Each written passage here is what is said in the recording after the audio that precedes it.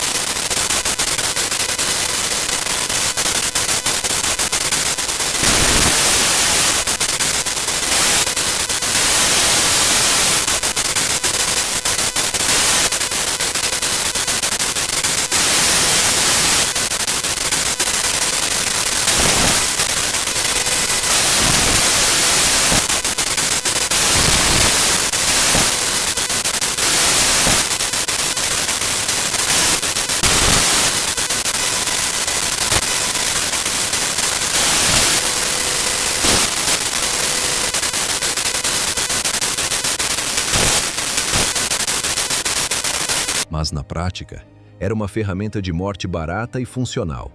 Os britânicos, enfrentando escassez total, abandonaram a elegância.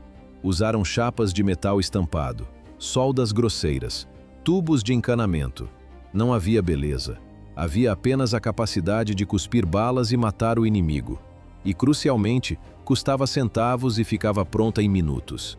O exército americano copiou a filosofia. O novo projeto tinha requisitos claros. Construção inteiramente em chapa estampada. O mesmo calibre 45 da Thompson. Mínima usinagem. Máxima velocidade de produção. Deveria ser totalmente automática, disparando cerca de 500 tiros por minuto. A precisão exigida. Colocar 90% dos disparos em um alvo de 1,80 m a 50 jardas. Na teoria, deveria igualar a confiabilidade da Thompson. Para baratear ainda mais, eliminaram o seletor de tiro. Apenas modo automático. Não havia margem para luxo. Mas isso era apenas o começo. Durante o desenvolvimento, surgiu uma ideia para operações especiais. Kits de conversão para o calibre 9 mm. O objetivo: lançar essas armas para a resistência na França e Bélgica ocupadas. Assim, os guerrilheiros poderiam usar a munição capturada dos alemães. Cerca de 1.000 unidades foram produzidas nesse calibre. 500 kits foram entregues. Havia até adaptadores para usar os carregadores da Sten britânica. Porém, surgiu um problema técnico grave no campo. A mira da arma continuava ajustada para a balística pesada do calibre 45. Ao disparar o 9 mm, mais leve e rápido, os tiros passavam muito acima do ponto de visada. Para um combatente da resistência em um tiroteio urbano, esse erro podia ser fatal. A mentalidade do projeto era fria, descartabilidade. Não haveria manutenção complexa. Se a arma quebrasse, o soldado deveria jogá-la fora e pegar outra na caixa, como uma lata de refrigerante vazia. Os protótipos iniciais, designados T-20, surpreenderam nos testes. Atingiram 97 de 100 pontos em precisão. Dispararam 5.000 tiros com apenas 2 falhas de alimentação. A câmera registra. Os técnicos anotam os resultados com satisfação. A fumaça preenche o estande de tiro. No entanto, um detalhe crucial foi ignorado. Os relatórios apontavam falhas, mas a burocracia decidiu não ver. O problema estava no carregador de 30 tiros. Copiado do design da Sten, ele usava uma configuração de coluna dupla com alimentação única. Isso criava um funil mecânico. Carregar essa peça era um tormento físico. Conforme as últimas munições entravam, a mola comprimida exigia força bruta. Dedos sangravam. Pior ainda, em combate real, esse design era um ímã para falhas. Ao contrário da alimentação alternada da Thompson, o sistema da M3 travava com facilidade diante de lama, poeira e areia. Mas mudar o carregador significava atrasar a produção. Para os homens de terno em Washington, o prazo importava mais que a ergonomia. Para os soldados que dependeriam daquela chapa estampada para sobreviver na lama da Europa, a decisão já estava tomada. A M3 entrou em produção com o defeito de nascença. Em dezembro de 1942, o exército americano adota oficialmente a submetralhadora M3. Ela surgiu após o refinamento do protótipo T-20, mas trazia um pecado de origem: o carregador. Esse componente se tornaria a fonte de quase todas as reclamações de confiabilidade na história da arma. Houve uma M2 antes dela. Foi adotada brevemente, mas nunca entrou em produção em massa. Assim que a M3 surgiu, a M2 foi descartada. Na hierarquia das armas americanas, a Thompson era a M1. A M2 foi apenas uma nota de rodapé esquecida. A M3 se tornou a arma que realmente importava. A construção era bruta. O corpo era feito de chapas de aço comuns com 1,5 mm de espessura.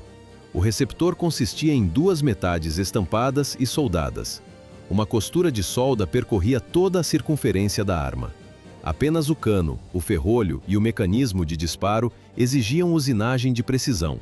Todo o resto era estampado, prensado ou soldado por pontos. O guarda-mata era apenas uma pequena aba de metal dobrada.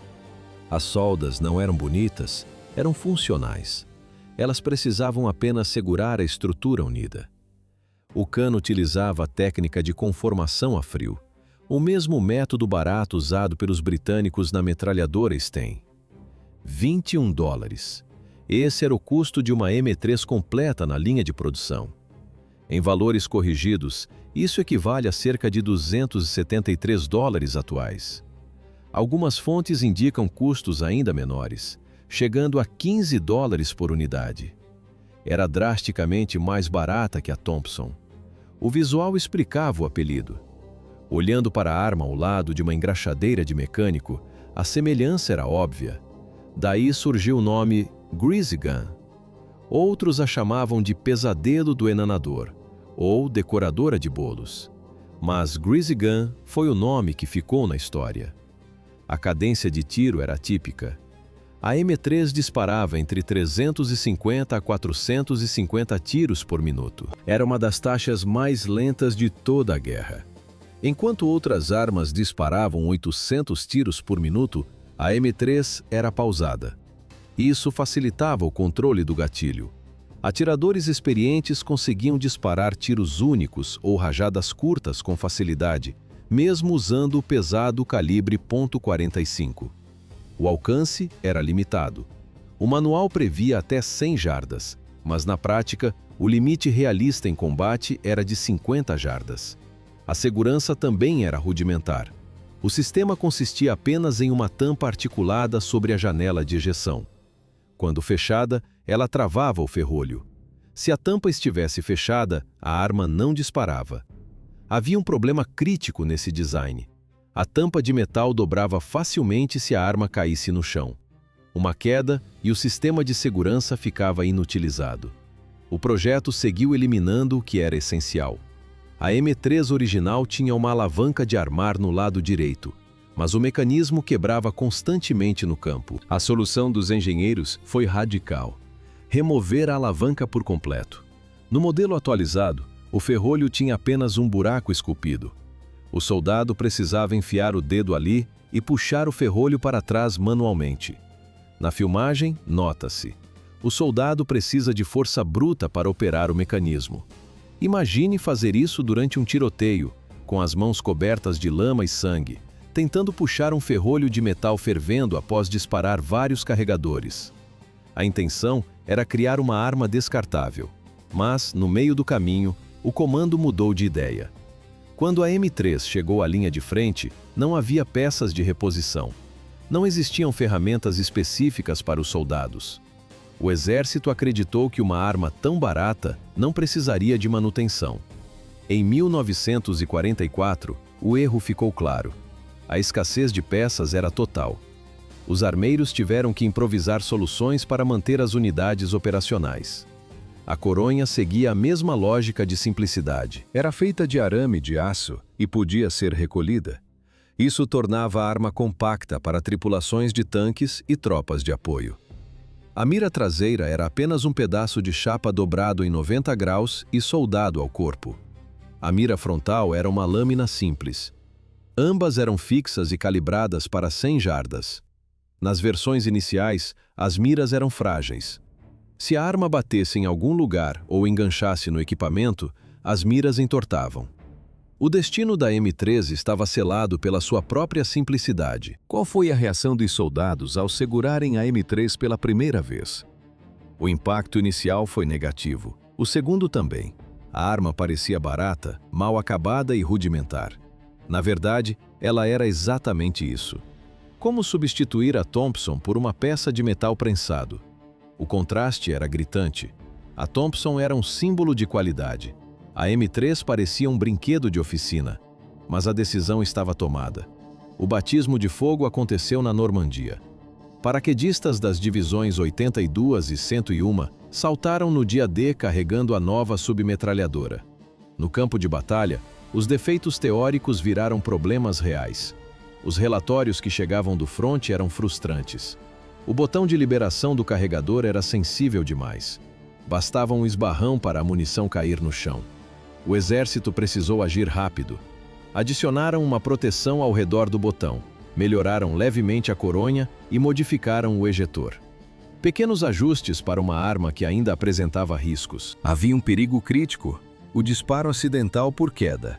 Se a arma batesse no chão com força, a tampa de poeira podia abrir. O ferrolho recuava, mas não o suficiente para travar no gatilho. As molas de retorno empurravam o ferrolho de volta. Ele puxava um projétil e disparava sozinho. Tudo isso sem ninguém tocar no gatilho. A regra entre os soldados era clara. Nunca deixe sua greasy gun carregada cair no concreto. À primeira vista, uma falha de engenharia. Mas na prática, uma ferramenta funcional. Depois que o choque estético passou, os soldados começaram a notar as vantagens. A confiabilidade não era perfeita, mas era aceitável para quem cuidava do equipamento. A cadência de tiro mais lenta facilitava o controle. Era possível colocar as rajadas exatamente onde se queria, sem desperdício. O poder de parada era outro diferencial. O cartucho .45 ACP superava os 9 mm alemães e britânicos. Em combates de curta distância, isso era uma vantagem decisiva. A logística também agradecia. Tripulações de tanques, motoristas de caminhão e paraquedistas queriam algo leve. A M3 era significativamente menor e mais leve que a Thompson. Ela cabia em espaços onde a antecessora não entrava. Para as forças de operações especiais, surgiu uma versão silenciada. Como a munição .45 já é naturalmente subsônica, o supressor funcionava muito bem. A arma se tornava extremamente silenciosa. Na filmagem da época, nota-se: a M3 é quase invisível nas mãos de um soldado em movimento. Um quebra-chamas para combates noturnos também foi desenvolvido. Ele não chegou a ser usado na Segunda Guerra Mundial, mas seria essencial anos depois, na Coreia. O design era simples, mas cumpria o papel. Os eventos aceleraram. A Grease Gun deixou de ser uma piada para se tornar uma ferramenta de sobrevivência. Ela não tinha a elegância das armas antigas, mas cumpria a missão por uma fração do preço. Assim terminou o período de testes e começou a era da eficiência bruta. 1950. A Guerra da Coreia começa. Nesse cenário, a M3 assume o posto de principal submetralhadora das forças dos Estados Unidos e da Coreia do Sul. Ocorre uma ironia histórica nos campos de batalha. Enquanto os americanos usam a Grease Gun, as forças comunistas utilizam a Thompson como uma de suas armas principais. Por que a M3 não foi aposentada após o conflito? A resposta curta: o substituto falhou. O plano do alto comando era o fuzil M14. Ele deveria ser a arma universal definitiva. A ideia era fundir as capacidades de uma submetralhadora, um fuzil de precisão, uma carabina e uma metralhadora leve em um único equipamento. Mas o plano deu errado. Na prática, o M14 não entregou o desempenho esperado. Ele acabou sendo retirado da linha de frente em tempo recorde. Na cronologia militar americana, o M14 detém o título de fuzil com o serviço mais curto da história.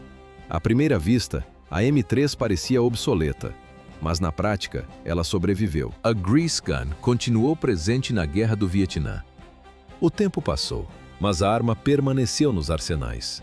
Chegamos aos anos 90, na Guerra do Golfo. A câmera registra. Dentro dos tanques americanos, as tripulações ainda carregavam a velha M3. Não parou por aí. Operadores da Delta Force preferiam versões com silenciador da M3 em missões específicas. O motivo era técnico. A Grease Gun conseguia ser mais silenciosa que a moderna MP5. Essas unidades de elite instalaram travas de segurança para o polegar, um recurso que a versão militar padrão de 1942 nunca teve. Outras nações criaram cópias em diferentes calibres. No Japão, tripulantes de tanques operaram a arma até 2011. Ouve-se o som do último ferrolho sendo fechado 69 anos após o projeto original. A M3 nasceu para ser descartável, um quebra-galho barato para a Segunda Guerra Mundial. Mas a história seguiu outro rumo. Ela se tornou uma das armas mais longevas do século XX. Assim terminou sua carreira na linha de frente.